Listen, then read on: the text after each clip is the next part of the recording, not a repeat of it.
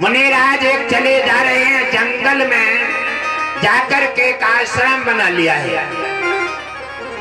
देखो कितनी कितनी कठिनाई मुनिराज को उठाना पड़ती है। और साधु एक मजम ऐसा है कि अपनी मौत भी बता देता है। दुनिया में अपना सब अपराध भी छिपाना चाहते हैं और साधु एक ऐसा है अपनी मौत भी बचा देता है। आपको बता करके अपनी मौत जीवन से भी परवाह नहीं करता। और मुनिराज एक आश्रम बना करके जंगल में रह रहे हैं। और उधर जंगल में कुछ लुटेरों ने अपना वर्चस्व बढ़ा दिया। एक राजा के राज्य में जब जाकर के सूचना मिल जाती है कि हमारे राज्य में कुछ लुटेरा पनप गए हैं और उन्होंने व्यापारियों का धन छीन लेते हैं और नाना प्रकार के समाज को पीड़ित करके और उन्हें कष्ट पहुंचा रहे हैं। राजा ने अपने कुछ सैनिक उन डाकुओं का पकड़ने के लिए जंगल में उतार दिए। और उधर डाकुओं को पता लग जाता है कि राजा ने सैनिक उतार दिए हैं और डाकू जो है सैनिकों के रूप में और भागते हुए घबराए हुए और मुनिराज के कुटिया पर आ जाते हैं। और मुनिराज से कहा कि हम ऐसे ऐसे सैनिक हैं और हमारे पीछे डाकू पड़ गए हैं, आप हमारी सहायता कर दीजिए मुनिराज। हमारे पास कुछ धन है, ये रख लीजिए वरना डाकू छीन लेंगे, आप कृपा कर दीजिए। मुनिराज ने सोचा कि ये कोई सीधे साधे अच्छे व्यक्ति हैं और उनका धन अपने कुटिया में रख लिया और दूसरे गेट से डाकुओं को निकाल दिया। और मुनिराज ये नहीं समझ पाए कि ये आए हैं ये डाकू हैं कि और पीछे आएंगे वो डाकू हैं। और मुनिराज ने व्यवस्था को देखा और जैसे डाकू निकल जाते हैं और पीछे से सैनिक प्रवेश कर जाते हैं और राजा के सैनिकों ने मुनिराज के आश्रम में छापा मारा और रंगे हाथ वो सोना पकड़ लेते। सोना पकड़ लिया सैनिकों ने और मुनिराज से कहा, वाह, दिन में माला राम राम जपते हो और डाका डलवाते हो और डाकुओं से आधा हिस्सा लेकर के और धन पैदा करते हो। अलग अलग बातें साधु से कुछ भी कह बैठो, इसका भुगतान तो तुम्हें करना पड़ेगा। और जाकर के उनसे साधु को उन्होंने उठा लिया और उन्हें खदेड़ते हुए धक्का मारते हुए और राजा के पास ले जाते। राजा के पास ले जा करके और राजा की हवालात में बंद कर दिया। जब सुबह दरबार लगा तो राजा के दरबार में संत जी को पेश किया और जब संत जी को पेश कर देते हैं, राजा ने पूछा, कहो मुनिराज, आपको दरबार में मुलजिमों की बात आने की क्या आवश्यकता है? तो उन्होंने पूछा, कहो मुनिराज, तुम्हारे कुटिया में धन पाया गया तो ये सही है या गलत? मुनिराज ने कहा, हाँ राजन, मेरी कुटिया में धन पाया गया। मैंने ये नहीं समझ पाया कि ये डाकू हैं या जो पीछे आए ये डाकू हैं। हम साधु संत हैं इसलिए हमने जानकारी नहीं कर पाए, इसलिए साधु संत लुटेरे जो है बना करके और हमें इन्होंने तुम्हारे सामने पेश कर दिया। राजा ने कहा जब तुमने स्वीकार कर लिया है, राजा ने कहा जब तुमने स्वीकार कर लिया है कि आपके राज्य में लुटा हुआ धन और तुम्हारे आश्रम में पाया गया, तो फिर लेकिन परंतु क्या है, आप दंड के अधिकारी हैं। और उसी समय मंत्री से कहा, जाओ मंत्री, ऐसे संत को मृत्यु दंड देना चाहिए और चौराहे पर शाम 4 बजे और चौराहे पर इन्हें सूली पर चढ़ा देना चाहिए। मुनिराज को राजा ने सूली पर चढ़ने का हुक्म सुना दिया। मुनिराज पर कोई फर्क नहीं। जब शाम 4 बजते हैं और 4 बजते ही सैनिक ले जाते हैं धक्का मारते हुए और मुनिराज को चौराहे पर जाकर के और सूली पर चढ़ा देते हैं।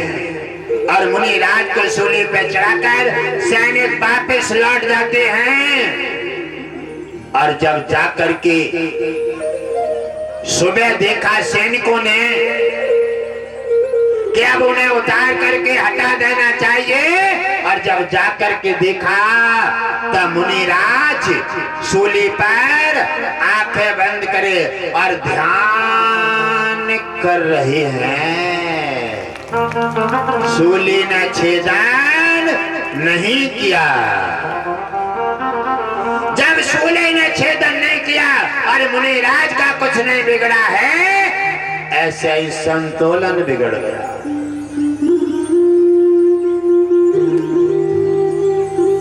और मंत्री भाजता है और राजा के पास पहुंचा, पसीना में नहा गया, कहने लगे राजन गजब हो गया। कहने लगे क्या हुआ? कहने लगे राजन मुनिराज को सूली ने छेदन किया ही नहीं है, वो तो ऐसे बैठे हैं जैसे पलका पे बैठे।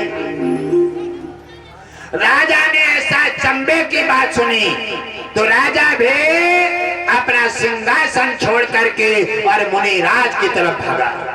और जब राजा ने अपनी आंखों से देखा कि मुनिराज अपनी माला घुमा रहे हैं, ध्यान मगन हैं और मुस्कुरा रहे हैं, एकदम राजा ने जाकर के भाई पछाड़ खाई, कहा हे मुनिराज मेरे से गलती हो गई और मुझे क्षमा कर दो। धरती पर मानव राजा और कोई कितना भी बड़ा अपराध कर दे, उसके पास केवल एक ही ऑप्शन बचता है, हाथ जोड़ के हमें क्षमा कर दो, और कुछ नहीं उसके पास, क्योंकि मरे को जीवित नहीं कर सकता। ये तो साधु के पास बल है कि माफी कर सकता है और मरे को जीवित भी कर सकता है। और ऋषि राज ने अपने नेत्र खोलते हैं और कहा हे राजन, और तुम क्यों अकारण परेशान हो? आपने कोई गलती कहाँ की है? अरे मैंने जुर्म कबूल कर लिया और तुमने दंड दिया है, तो ये तो राजा का फर्ज है, राजा का अधिकार है कि गलती करने वाले को सजा देना चाहिए। आपने तो अपना फर्ज निभाया है। हे राजन, आप भय मुक्त हो जाएं और आपको कोई चिंता करने की बात नहीं है। लेकिन राजा को किसी प्रकार की संतुष्टि नहीं हो रही है। राजा कह रहा है कि महात्मा, मैंने बहुत बड़ा अपराध कर दिया है और क्रोध में आते ही मेरी चटाई समेट देंगे। न जाने राज्य बचेगा और न जाने वंश नाश होगा, कोई पता नहीं है। मुनिराज ने फिर से राजा से कहा, हे राजन, तुम अच्छे राजा हो और जाकर के अपना राजपाट संभालो। तुम्हें भय मुक्त कर दिया है, तुमने कोई गलती नहीं की है और तुमने नियम का एक राज कुर्सी का अपना धर्म निभाया है। तुम्हारा कल्याण हो। राजा प्रणाम करके और वापिस लौट जाते हैं। राजा सोचते जा रहे हैं कि कितनी धर्मात्मा मूर्ति है, मैंने कितना बड़ा अपराध कर दिया, फिर भी मुझे क्षमा कर दिया।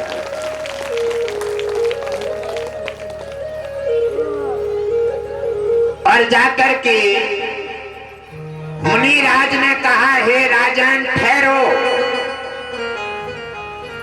गलती तुमने नहीं की है, जो तुम्हें कोई सजा मिलेगी।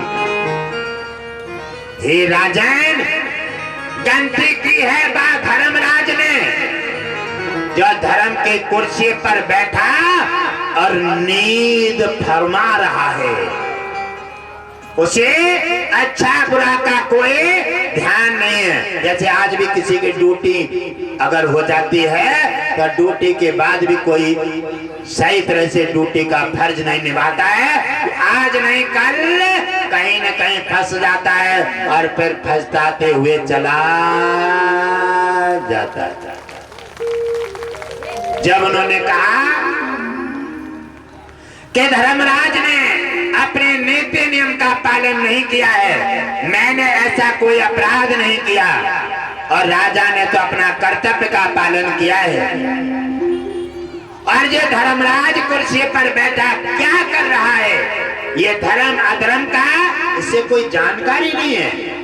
कौन धर्म कर रहा है, मुझे क्या करना चाहिए, और कौन अधर्म कर रहा है, मुझे दंड देना चाहिए। धर्मराज अपने धर्म की कुर्सी पर अपनी नींद फरमा रहा है। चलो अब उसे धर्मराज को देख करके और उसकी चटाई समेटूंगा और तब उसका सबर सिखा करके और अपना संतुष्टि लेकर के तब उसका सर्वनाश करूंगा। उसी समय मुनिराज सूली से और सीधे आसन के सहित,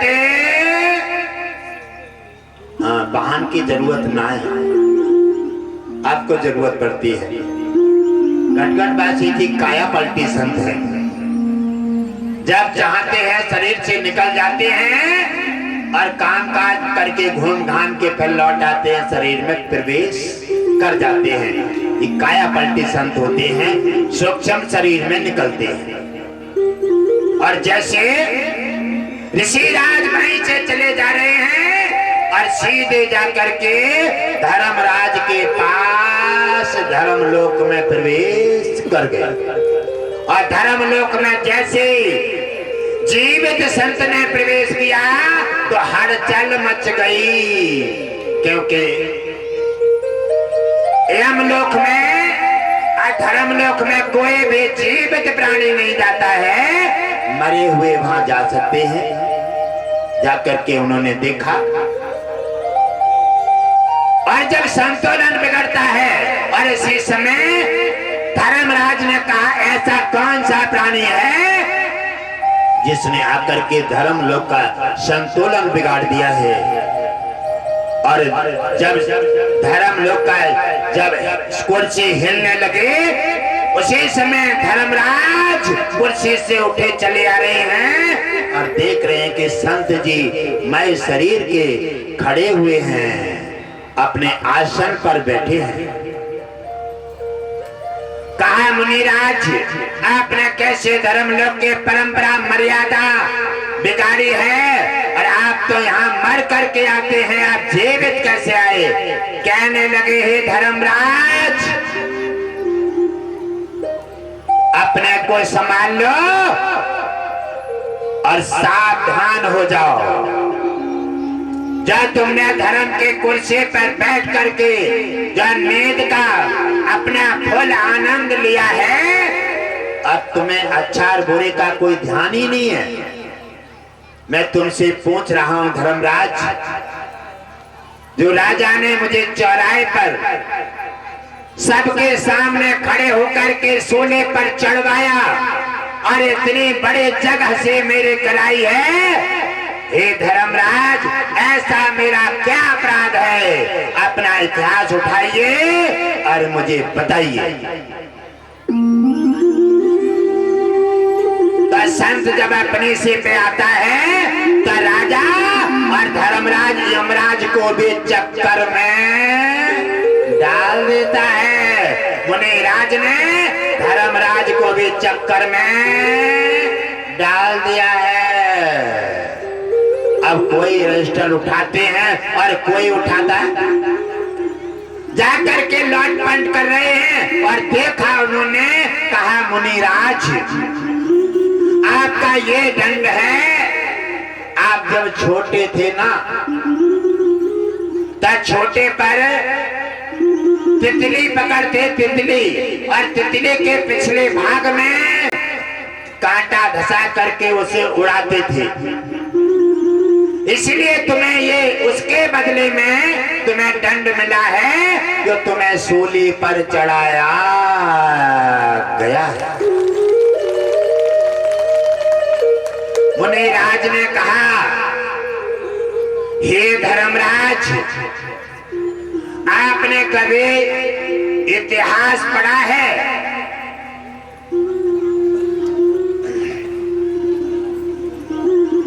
और उन्होंने कहा, हे धर्मराज, आपने कभी इतिहास से पढ़ करके देखा है? आपने कभी अगर सोचा देखा भी होता तो समझ लेते। आपने कभी संविधान पढ़ा है? नहीं पढ़ा है तो अब मुझे सिखाना पड़ेगा तुम्हें। और मेरे का पिंड छुटाना चाहते हो? अरे हमें सब जानकारी है। हे धर्मराज, जब छोटा बच्चा होता है तो हमारे संविधान में है बालिग और नाबालिग, बालिग और नाबालिग। छोटा बच्चा जो होता है उसको अगर गंते भी हो जाए तो उसका दंड घटा करके और छोटा पूरा दंड दे करके उसे क्षमा कर देना पड़ता है। तो हे धर्मराज, तुमने कभी संविधान भी नहीं पढ़ा और आज बात फंस गई है तो इधर उधर की बातें घुमा करके और तुम हमसे बचना चाहते हो। आज तुम्हारा इंतजाम हो गया है। आज तुम्हें कोई नहीं बचा सकता। आज तुमने मेरे चौराहे पे सोले पर चढ़ा करके मेरे जगह से कराई है। इसलिए धर्मराज, आज तुम्हारी चटाई समेट करके और अपना क्रोध पूरा करूंगा। अब सुनो धर्मराज, और जो कोई तुम्हारी सहायता का अगर साहस हो तो उसको याद कर लो। शंकर जी को, विष्णु जी को, और जिसको याद करना चाहो उसको याद कर लो। तुम्हारी आज कोई सहायता नहीं करेगा। तब मुनिराज ने कहा कि हे धर्मराज, तुमने मेरे सोले पर चढ़ा करके जो घसे कराई है और इसके बदले में मैं तुम्हारे लिए दंड निर्धारित कर रहा हूँ। ड्यूटी रिजाइन दे करके और अपना घर का फर्ज निभाना चाहिए। और अगर तुमने कर्तव्य नहीं निभाया है तो मैं तुम्हें इसी ड्यूटी से वंचित करके और तत्काल यहाँ से धर्मराज की कुर्सी से हटाने का प्रस्ताव जारी करता हूँ। जाओ, मेरा श्राप है। ये धर्मराज, अब तुम धर्मराज की कुर्सी छोड़ करके और धरती पर जाने का तैयारी करें और जाकर के धरती पर दासी पुत्र बने और दासी पुत्र बन करके समस्या निगटाते निगटाते मर जाओगे, लेकिन समस्या सुलझा नहीं पाओगे। जाओ, मेरा श्राप है। मुनिराज के कहने से धर्मराज को अपनी कुर्सी छोड़ना पड़ी। धर्मराज की कुर्सी मुनिराज के क्रोध ने छुटा करके वहां से हटा करके और कहा धरती पर जाओ, दासी पुत्र बनो। वही जाकर के बने हैं विदुर जी। महाभारत में विदुर नीति आती है, वही जाकर के बने हैं विदुर जी। और विदुर जी ने समस्या निगटाते निगटाते पूरा प्रयास किया, लेकिन महाभारत रोक नहीं पाए। और उन्होंने कहा कि जाओ, वहीं से अपना स्थान छूट जाता है। और वही धर्मराज धरती पर आकर के दासी पुत्र बनते हैं। वही विदुर जी, उन्होंने महाभारत में अपना रोल निभाया है और अलग अलग तरह से महाभारत बचाने का प्रयास किया, लेकिन बच नहीं पाया। इसलिए अपराध का जब पौधा लग जाता है, तीनों लोग 14 भवनों में घूमो, तुम्हारी कोई सहायता करने वाला नहीं मिलता है। और वो भी अपराधी अपराध से भिड़ जाए तो मदद हो जाएगी। अब किससे भिड़ गए? जिसके सामने भगवान विष्णु भी किसी की मदद नहीं कर सकते, राम मदद नहीं कर सकते, कृष्ण मदद नहीं कर सकते, ये तो सब उनका अंश है, ये उनकी मदद नहीं कर सकते। और उनके जगह पे आकर के उन्होंने बेरिश्ता दाखिल किया है। आकर के भगवान विष्णु ने अपना इतिहास बनाया और मुनिराज ने उनको उतार करके धरती पर दासी पुत्र बना करके, तो अगर भिड़ना है, टकराना है, तो बराबर किसे भिड़ो, किसी साधु संत ब्राह्मण से भिड़ने का साहस मत करो। और ना धर्मराज जैसे को नहीं बख्शा।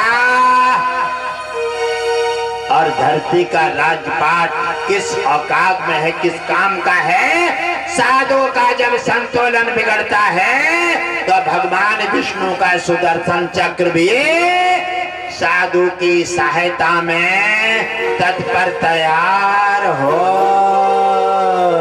जाता। तो हे मेरे प्रिय परिवारजनों, घट घट बासी जी ने जगह जगह घुमा करके तीर्थों में आपको लाकर के इस पंडाल मंदिर में आकर के छोड़ा है और आपको बताया है कि नामदान महत्वपूर्ण है। जिसने नामदान नहीं लिया उसका जीवन व्यतीत हो गया तो निश्चित ही नरक में वास होगा। और अगर किसी प्रकार से दान पुण्य सेवा बिना नामदान के करते भी रहोगे, सारे दान पुण्य सेवा, कन्यादान, तप, तीर्थ और कितना भी तपस्या करो, विफल हो जाएगी। आपका खाता खाली का खाली दिखाई देगा। कैसे? जैसे सब्जी लेने के लिए देवताओं को भेज रही है देवी और थैला फटा दे दिया, पैसा दे रहे हैं, सब्जी ले रही हैं, सब्जी तो देने वाली ने दे दी लेकिन थोड़े बड़े गिर गई। आकर लौट के आए, पैसा भी चला गया और थैला में एक आलू भी नहीं है। इसलिए अगर विवेक से, ज्ञान से, बुद्धि से काम नहीं लोगे, ये अधीन गुरु के है, तो गुरु तुम्हें ज्ञान और बुद्धि से हमेशा संपर्क से जोड़ रहा है। नामदान दे करके तुम्हारा कल्याण का मोक्ष का साधन देगा। और गुरुदेव ने कहा है कि जिसके पास अगर कोई दान भक्ति नहीं है तो 10% भक्ति अपने में से दे करके और तुम्हारा वैकुंठ में खाता खुला देते हैं और उसी से तुम्हारा कल्याण होता है। नामदान वैकुंठ खजाना, सड़े गले ना हो तो पुराना।